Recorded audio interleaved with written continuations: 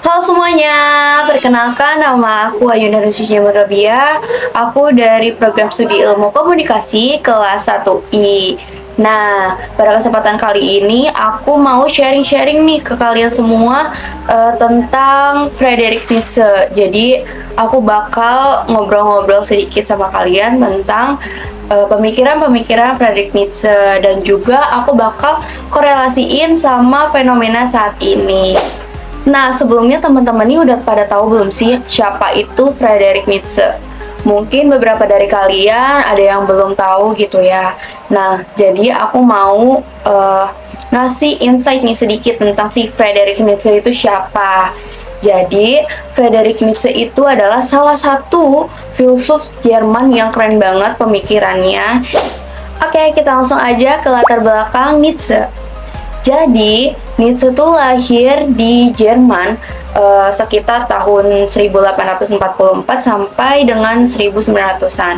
Nah, dia ini lahir di keluarga yang agamanya tuh taat gitu, taat beragama Kristen. Jadi, ayahnya tuh dan kakeknya seorang pendeta dan diharapkan si Nietzsche ini jadi penerus pendeta tersebut. Nah, oleh karena itu saat ia beranjak dewasa, Nietzsche apa ya melakukan melanjutkan perkuliahan melanjutkan pendidikan ya ke jenjang perkuliahan. Jadi dia ngambil jurusan namanya ilmu teologi. Ini tuh ilmu yang tentang keagamaan gitu. Tapi Nietzsche ini kurang suka gitu sama si teologi ini, si jurusan teologi ini. Jadi dia akhirnya pindahlah ke jurusan namanya tentang ilmu filologi. Ini tuh ilmu bahasa dan sastra kuno. Nah, karena dia suka, dia tekunin, dia akhirnya pinter nih di bidang ini.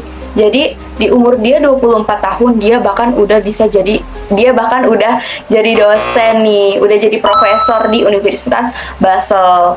Nah, padahal dia kan belum ya dapat gelar doktor. Jadi emang sekeren itu sih. Oh iya, jadi Friedrich Nietzsche ini dulu tuh pernah mengagumi salah satu komposer gitu, namanya tuh Richard Wagner. Tapi setelah dia kenal lebih jauh, akhirnya dia kayak ngerasa, lah kok si pemikiran dia ini kayak beda gitu, bertolak belakang. Jadi dia ini jago banget gimmicknya dan malah mempromosikan hal-hal yang si Nietzsche ini benci gitu di Jerman. Nah, dari sinilah si Nietzsche ini makin kritis soal soal semua hal yang ada di negaranya itu. Dia selalu mengkritik dan mencari tahu gitu.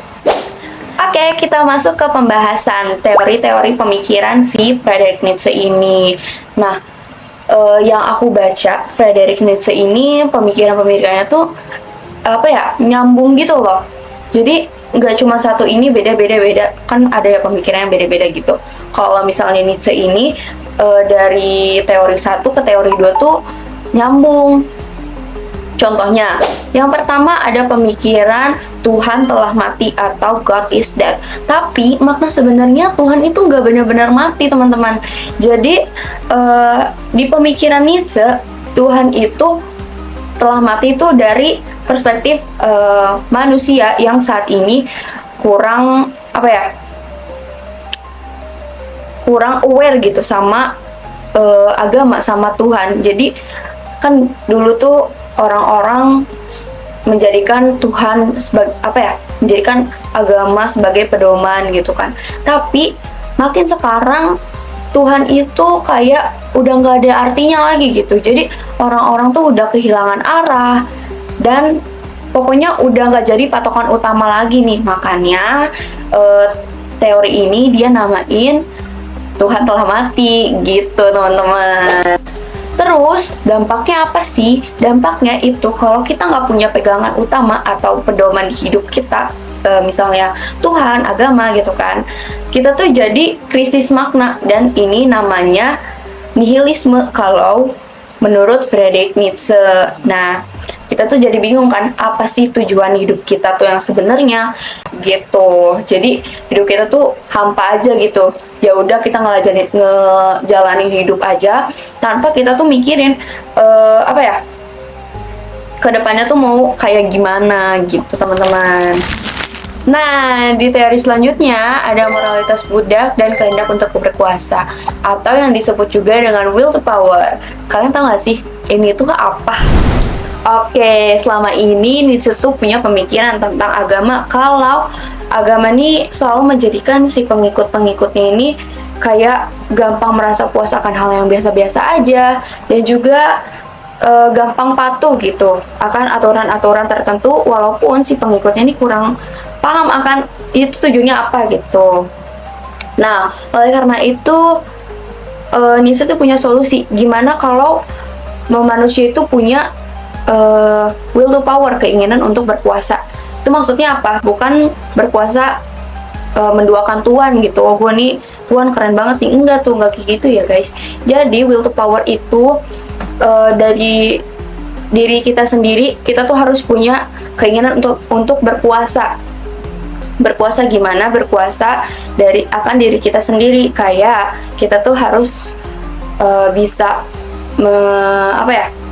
menjadi, kita tuh bisa mengatur diri kita sendiri, kayak ini mana yang benar, ini mana yang salah. Dan juga kita harus tahu gitu, nggak asal patuh ya. Kita tuh nggak asal patuh akan hal tertentu, kita harus gali-gali lagi gitu. Dan pokoknya kita tuh jangan mau dijadiin budak. Jadi kita tuh harus punya mental keinginan untuk berkuasa gitu teman-teman. Oh iya, salah satu teori Nietzsche juga dia pernah punya pemikiran kalau kehidupan itu emang cuma sekali aja, nggak ada kehidupan yang namanya dua kali. Jadi mau nggak mau kita sebagai manusia itu harus memaksimalkan diri kita di dunia ini tuh menjadi orang yang paling baik gitu sedunia. Jadi dari teori-teori dia sebelumnya emang membuat manusia itu harus menjadi pribadi yang baik gitu. Tapi nggak cuman manusia tuh harus jadi baik aja, kita tuh sebagai manusia harus berkembang gitu. Nah itu dia yang teori will to power itu, kita nggak cuman patuh-patuh aja, tapi kita juga harus meningkatkan kekreasikan. Nah dari teori-teori yang udah sebelumnya aku udah jelasin, lahirlah nih Ubermensch atau manusia unggul. Jadi ini tuh solusi dari krisis setelah Tuhan telah mati itu. Dan kita kena nihilisme, dan kita tuh nggak boleh pasrah. Kita harus jadi Ubermensch. Nah, atau manusia unggul. Nah, manusia unggul sendiri tuh apa sih? Atau Ubermensch itu apa sih? Ubermensch itu adalah individu yang berani menciptakan nilai-nilai baru bagi dirinya sendiri. Dan ini tuh buat orang-orang yang ingin berkembang. Nah, gimana teman-teman soal teori-teori yang udah kita bahas tadi? Kalian pemikiran sudah terbuka belum dengan pemikiran sini? Apakah kalian sejalan pemikirannya atau tidak? Let me know. Sekarang kita beralih ke fenomena saat ini yang sejalan dengan pemikiran si Nietzsche sebelumnya. Tapi disclaimer dulu, teori-teori Nietzsche sebelumnya itu kan soal keagamaan ya. Nah, aku mau kaitin dengan fenomena saat ini tuh tentang maknanya. Makna dari si teori itu bukan tentang keagamaannya gitu teman-teman.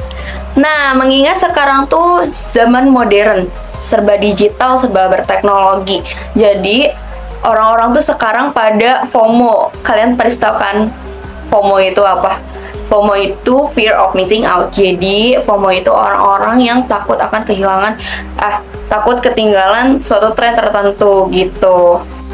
Nah, mungkin kalau di pemikiran itu sekarang FOMO itu orang-orang yang punya moralitas budak atau mental budak gitu. Kenapa? Karena orang-orang ini tuh selalu mengikuti standar gaya orang-orang lain, standar hidup orang lain yang kita yang FOMO-FOMO ini itu tuh nggak sanggup sebenarnya mengikuti gaya kehidupan mereka yang lagi tren, tapi kita tuh kayak memaksa seolah-olah kita tuh harus mengikuti tren tersebut, padahal aslinya kita kan nggak mampu ya. Nah, ini makanya dinamain moralitas budak. Selanjutnya ada krisis makna di era AI ini. Sekarang kan AI ini lagi merajalela banget ya teman-teman. Dan orang-orang nih pada ketakutan akan tergantinya sama AI. Padahal menurut Nietzsche ini tuh kayak hey, AI ini nggak ada apa-apanya loh dibandingkan kalian yang punya kekuasaan akan diri kalian sendiri. Karena AI ini nggak punya will to power. Jadi kalian seharusnya sebagai manusia yang punya kekuasaan akan diri kalian sendiri, kalian harus lebih hebat dari AI, karena AI sendiri kan diciptain sama manusia juga. Jadi ya harusnya AI ini menjadi motivasi kita untuk menjadi lebih berpower lagi tuh teman-teman. Nah, dari dua contoh tadi kita bisa narik nih pesan apa yang kita dapat. Itu yang pertama, kita tuh daripada ikut-ikutan buat standar orang lain dan kita jadi punya mental budak, mending kita kembangin lagi nih kekuasaan akan diri kita sendiri atau will to power diri kita buat bekerja lebih keras. Tapi bekerja kerasnya bukan untuk pamer teman-teman, tapi buat ngeliat nih seberapa jauh kita bisa berkembang dan jadiin diri kamu sebagai Ubermensch atau manusia yang unggul. Jadi dari semua yang udah saya bahas tadi, nah aku bisa ngambil kesimpulan nih, kalau yang pertama Nietzsche tuh bilang kalau kita tuh harus jadi pemimpin buat dari diri kita sendiri gitu. Jangan cuman jadi penurut aja, karena hidup itu nggak ada panduan mutlaknya lagi. Jadi kamu harus menciptakan makna hidup kamu sendiri. Walaupun kita sebagai manusia harus punya pedoman hidup ya, kayak misalnya yang dicontohin dari teori tadi itu ada agama dan Tuhan. Jadi kita sebenarnya ya harus ini seimbang juga sama Allah Subhanahu wa Ta'ala, enggak ya gitu. Buat jadi pedoman di hidup kita, biar ada arahnya gitu hidup kita tuh, enggak cuman kanvas kosong aja. Nah, gimana nih teman-teman soal pembahasan kita tentang pemikiran Friedrich Nietzsche ini? Mulai dari latar belakang Nietzsche, terus teori-teorinya, dan juga teori yang relevan dengan fenomena saat ini. Terus juga aku udah ngasih nih kesimpulannya tadi. Pokoknya kalian harus catat baik-baik ya. Semoga apa yang tadi aku udah omongin kalian bisa paham dan mencernanya dengan baik. Terima kasih. Sampai jumpa di lain waktu teman-teman. Terima kasih sudah mendengarkan dan mohon maaf bila ada kesalahan. Kalian tolong maafkan. Bye-bye.